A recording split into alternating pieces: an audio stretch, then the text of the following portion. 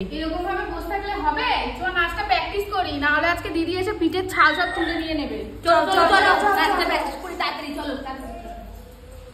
এ ঠিক করে দাঁড়া, কোথায় চলে যাচ্ছিস? এই আমি এখানে দাঁড়িয়ে ছিলাম রে।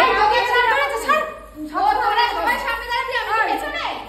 আমি এটা আমার সামনে দাঁড়াচ্ছি। আরে এই যে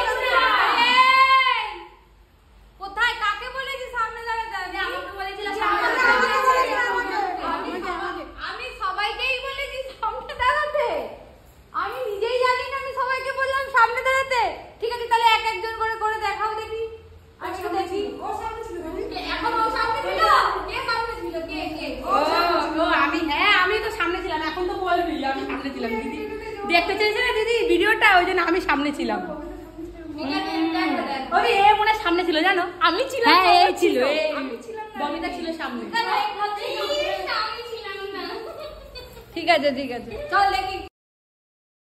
বাবু একটু জল দে না আমায়, জল।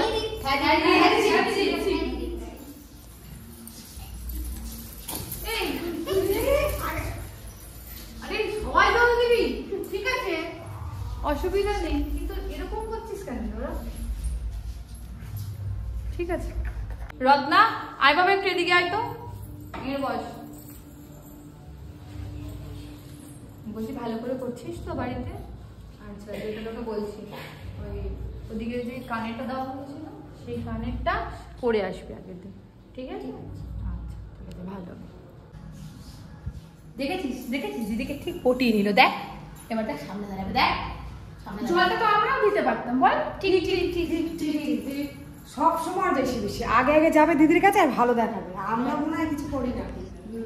ঠিক বলেছিস।